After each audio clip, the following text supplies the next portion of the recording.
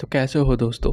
आपने मेरे चैनल पर भूत प्रेत और ब्लैक मैजिक से जुड़ी कई कहानियाँ ज़रूर सुनी होंगी, लेकिन आज जो कहानी मैं आपको सुनाने जा रहा हूँ वो थोड़ी अलग है, थोड़ी अजीब और शायद थोड़ी ज़्यादा डरावनी भी। वैसे यह एक अर्बन लेजेंड पर बेस्ड स्टोरी है। कहा जाता है कि हमारे देश के बिहार में बहुत सारे ऐसे तालाब और छोटे बड़े लेक्स मौजूद हैं और वहाँ के लोग एक अजीब सी बात पर यकीन करते हैं। कहते हैं अगर कोई आदमी रात के वक्त इन तालाब के पास मछली पकड़ने जाए तो कुछ देर बाद उसे हर तरफ से अपना ही नाम सुनाई देने लगता है, जैसे कोई उसे बुला रहा हो, पानी के अंदर से या अंधेरे के बीच में से। लेकिन सबसे डरावनी बात तो यह है कि उस आवाज़ का सोर्स कभी दिखाई नहीं देता। आखिर ऐसा क्यों होता है, इस बात का सच आज तक कोई ठीक से पता ही नहीं कर पाया। लेकिन वहाँ के पुराने लोग और गांव के बुजुर्ग लोग एक ही बात कहते हैं, वह आवाज़ किसी इंसान की नहीं होती, वह होता है पनडुब्बा, एक ऐसी पैरानॉर्मल एंटिटी जिसके बारे में बिहार के लगभग हर गांव में लोग जानते हैं। बचपन से ही माँ बाप अपने बच्चों को एक बात ज़रूर सिखाते हैं, चाहे कुछ हो जाए रात के वक्त तालाब के पास बिल्कुल मत जाना। लेकिन हर कहानी की तरह कुछ लोग बड़े होकर इन बातों को सिर्फ बचपन की कहानियाँ समझकर भूल जाते हैं, और उन्हीं लोगों में से एक था देवा। देवा एक मछुआरे का बेटा था जो बचपन से ही उसी छोटे से गांव में पला बड़ा था। और शायद आप भी जानते हो और मैं भी जानता हूँ कि पनडुब्बा क्या होता है और वो कितना खौफनाक हो सकता है। लेकिन देवा को इन सब बातों के बारे में कुछ भी नहीं पता था। उसने कभी पनडुब्बा का नाम भी नहीं सुना था और ना ही उसने कभी इन कहानियों को सीरियस ले लिया। और शायद इसी वजह से उसकी ज़िंदगी की एक रात एक ऐसी हॉरर स्टोरी बन गई जिसे आज तक उस गांव के लोग भूल नहीं पाए। और आज वही कहानी मैं आप सबके सामने रखने वाला हूँ। लेकिन स्टोरी शुरू करने से पहले अगर आपको हॉरर, क्राइम और मिस्टीरियस स्टोरीज पसंद है तो चैनल को सब्सक्राइब करना बिल्कुल मत भूलना, क्योंकि ऐसी कहानियों पर वीडियो बनाने में काफ़ी मेहनत लगती है। तो उम्मीद करता हूँ कि आप एक लाइक करके अपना सपोर्ट ज़रूर दिखाओगे। तो बिना वक्त ज़ाया किए चलिए शुरू करते हैं पनडुब्बा की ये डरावनी कहानी। देवा 20 साल का लड़का था जो अपनी पढ़ाई ख़त्म करने ही वाला था। उसकी ज़िंदगी बिल्कुल नॉर्मल चल रही थी। सपने थे, प्लान्स थे और एक बेहतर फ्यूचर की उम्मीद भी। लेकिन एक दिन अचानक एक खबर ने उसकी पूरी ज़िंदगी बदल दी। उसे पता चला कि उसके पिता का देहांत हो गया। देवा के पिता गांव के एक मछुआरे थे और उन्हीं की कमाई से पूरा घर चलता था। और उनके जाने के बाद घर पर जैसे सन्नाटा सा छा गया। कुछ दिन बाद जब उनका अंतिम संस्कार हुआ तो देवा की माँ ने उसे अपने पास बैठा कर धीरे से कुछ कहा, बेटा, मैं जानती हूँ तुम अपनी पढ़ाई पूरी करना चाहते हो और एक अच्छी ज़िंदगी बनाना चाहते हो, लेकिन अब घर को तुम्हारी ज़रूरत है। अब तुम्हें अपने पिता की जगह लेनी पड़ेगी। देवा ने एक पल के लिए भी नहीं सोचा और वो तुरंत हाँ कह दी अपनी माँ को। उसने अपने सपनों को, अपनी पढ़ाई को सब एक तरफ रख दिया और अगले ही दिन से अपने चाचा के साथ मछली पकड़ने का काम सीखने लगा। शुरू में सब कुछ मुश्किल था, लेकिन धीरे धीरे देवा ने सब कुछ सीख लिया और कुछ ही दिनों में वो खुद नाव लेकर तालाब में जाने लगा।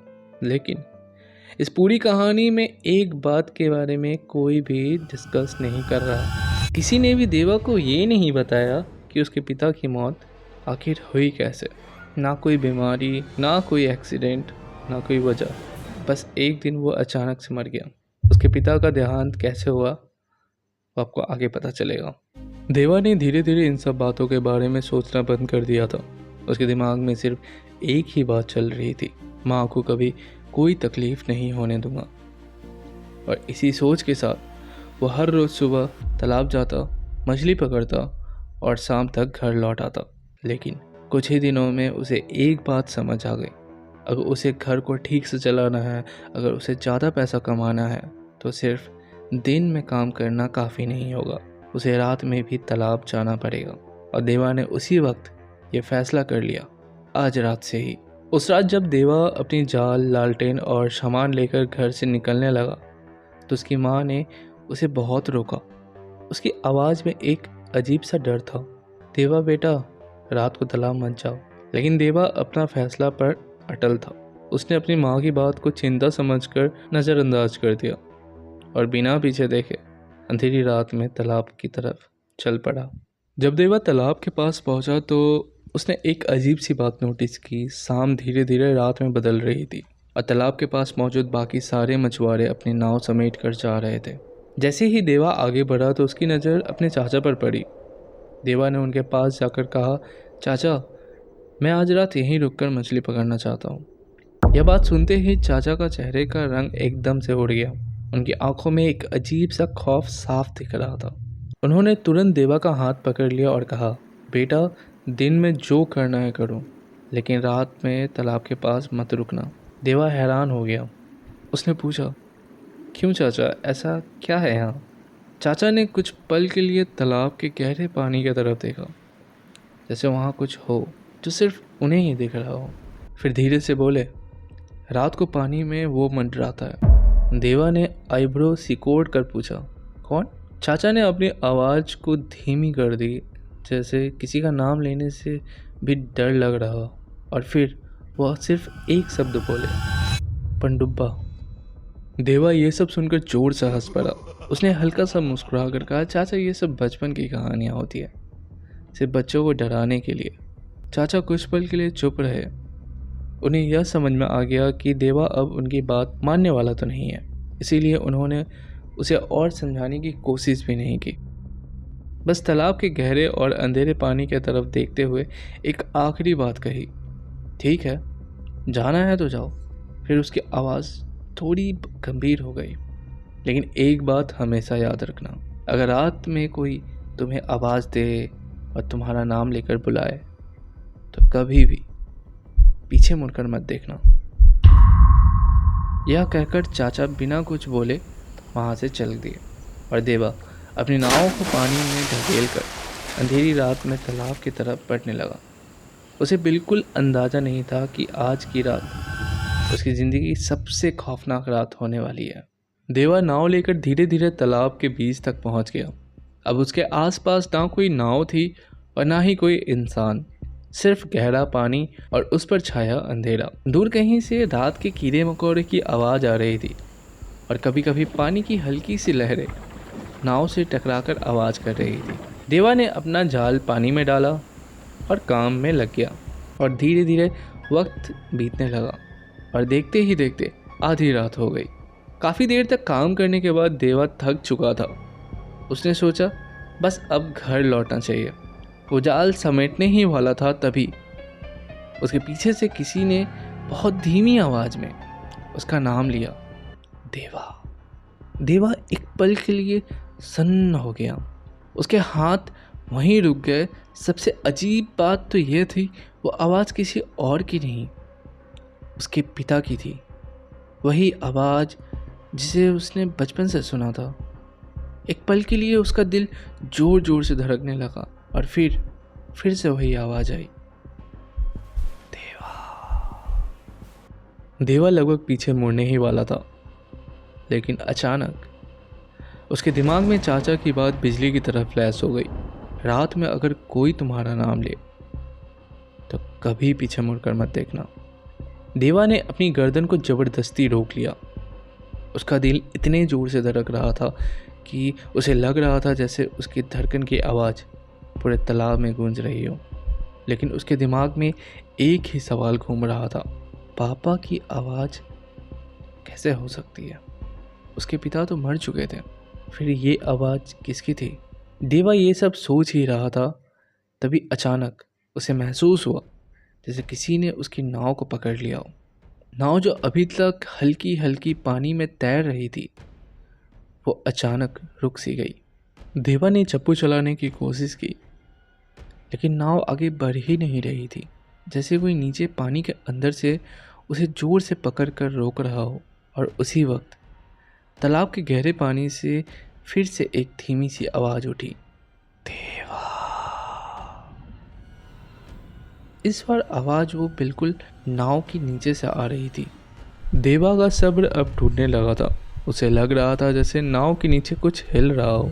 डर और क्यूरियोसिटी के बीच आखिरकार देवा खुद को रोक नहीं पाया। वो धीरे धीरे नाव के किनारे पर झुककर पानी में झांकने लगा। पहले उसे कुछ भी नज़र नहीं आया, सिर्फ गहरा काला पानी। लेकिन कुछ ही पल बाद पानी के अंदर कुछ हिलता हुआ दिखाई दिया, जैसे कोई इंसानी जैसा शरीर पानी के अंदर खड़ा हो और सीधा देवा की तरफ देख रहा हो। देवा की सांस एक पल के लिए रुक सी गई, क्योंकि उसका शरीर तो इंसानी जैसा था, लेकिन उसका चेहरा इस दुनिया का नहीं लग रहा था। उसकी स्किन अजीब सी सफ़ेद और सड़ी हुई लग रही थी और उसकी आंखें अंधेरे में चमक रही थी। वो सीधा देवा को ही देख रहा था, जैसे काफ़ी देर से उसका इंतज़ार कर रहा हो। और तब देवा को समझ आया ये कोई इंसान नहीं था, वो था पनडुब्बा, एक ऐसी पैरानॉर्मल एंटिटी जो सालों से उस तालाब के गहरे पानी में रहती थी। और आज रात उसकी नज़र देवा पर पड़ चुकी थी। देवा का दिल इतना ज़ोर से धड़क रहा था जैसे उसके धड़कन की आवाज़ पूरे तालाब में गूंज रही हो। उसे ऐसा महसूस हो रहा था जैसे पनडुब्बा की चमकती हुई आंखें उसे अपने वश में कर रही हो, जैसे वो धीरे धीरे देवा के दिमाग पर कब्जा कर रहा हो। देवा की नज़र उस पर जम सी गई थी, वो चाह कर भी अपनी आंखें हटा नहीं पा रहा था। लेकिन तभी अचानक देवा होश में आया। उसने जोर से अपना सर झटका और फिर से पानी में झांक कर देखा, लेकिन इस बार वहाँ कुछ भी नहीं था। ना कोई साया, ना कोई शरीर, सिर्फ गहरा अंधेरा पानी। देवा का डर अब और भी बढ़ चुका था। उसने तुरंत नाव मोड़ दी और पूरी ताकत के साथ चप्पू चलाने लगा। नाव तेजी से किनारे की तरफ बढ़ने लगी, लेकिन उसके दिल के अंदर एक अजीब सा एहसास अब भी जिंदा था।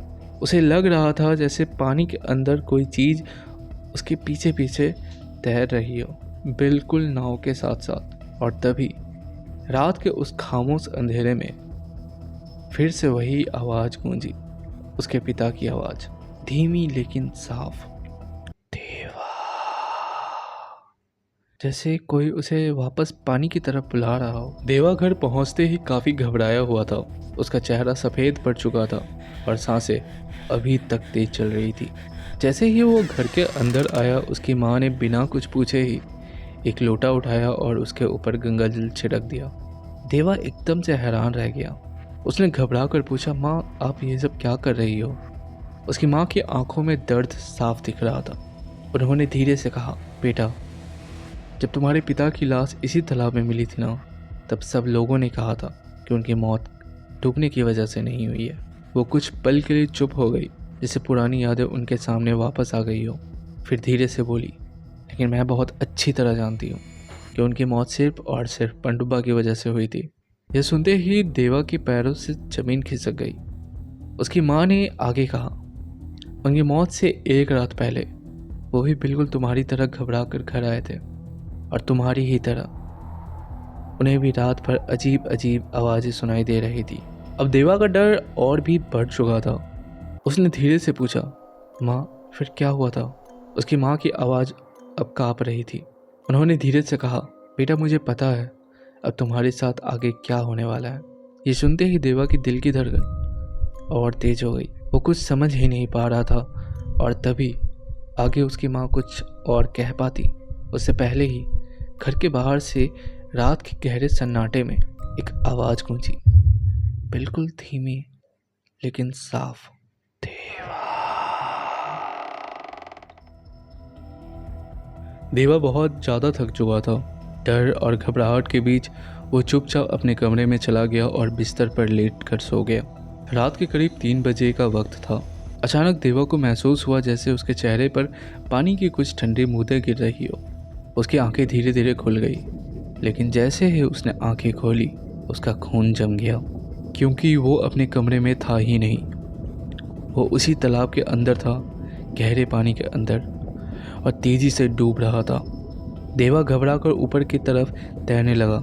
उसने पूरी ताकत लगा दी, लेकिन उसका शरीर आगे बढ़ ही नहीं रहा था। और तभी उसे महसूस हुआ जैसे किसी ने उसका पैर जोर से पकड़ रखा हो। देवा ने डर के मारे नीचे देखा, और जो उसने देखा उसे देखकर उसकी सांसें रुक गई। पानी के अंधेरे में पनडुब्बा था। उसका सड़ा हुआ चेहरा और चमकती हुई आंखें। वो देवा का पैर पकड़कर उसे धीरे धीरे अपने साथ नीचे खींच रहा था। देवा ने आसपास देखा और उसका डर कई गुना बढ़ गया, क्योंकि उसके आसपास कई सारे आत्माएं तैर रही थी। जैसे वो सब भी कभी इसी तालाब के शिकार बन चुके हो। और उन्हीं आत्माओं के बीच देवा ने एक चेहरा पहचान लिया।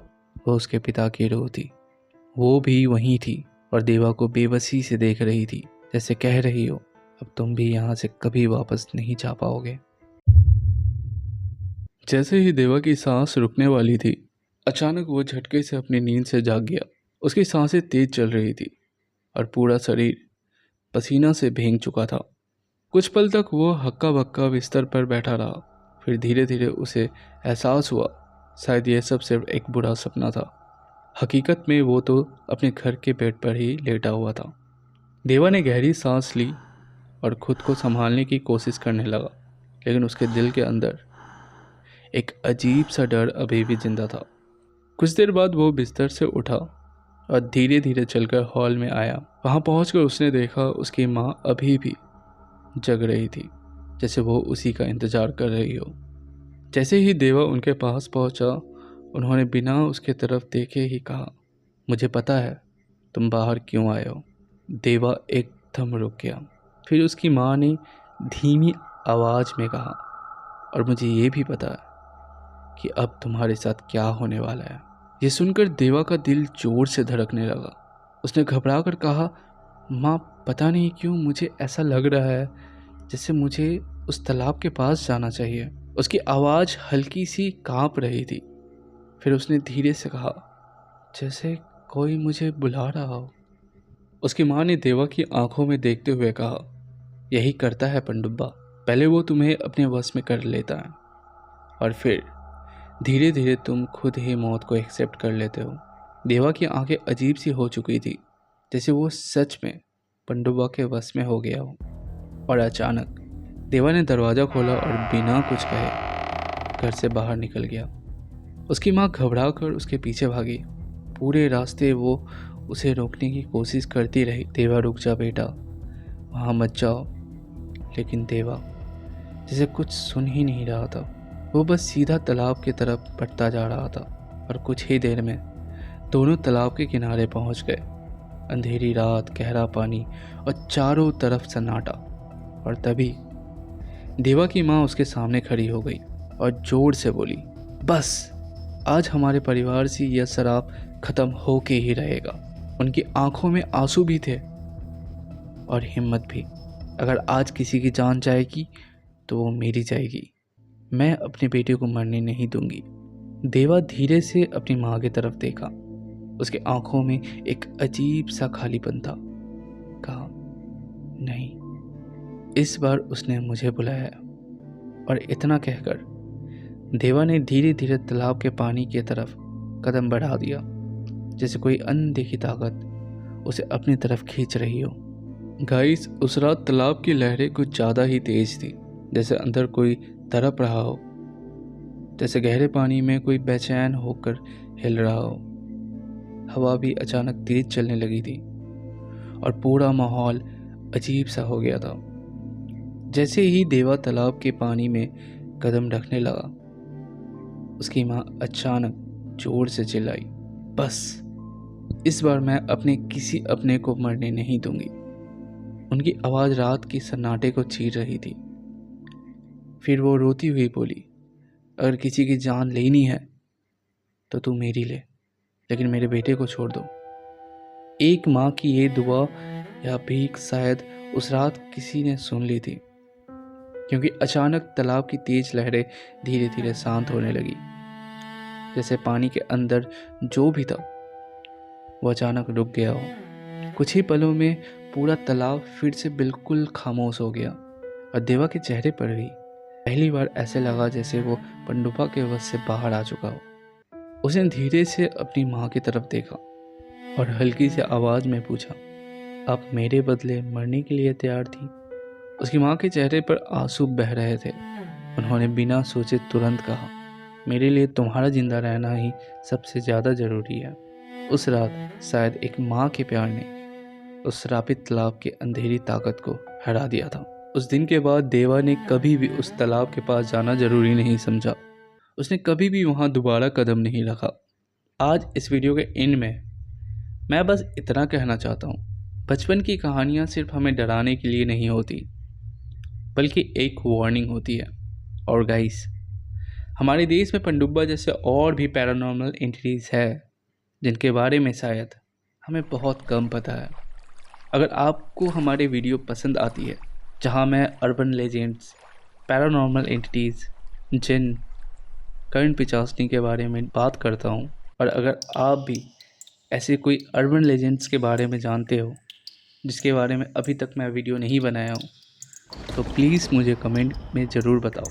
और ऐसे ही हॉरर एंड मिस्टीरियस स्टोरीज़ देखने के लिए अभी मेरे चैनल को सब्सक्राइब करो। जय हिंद, जय भारत।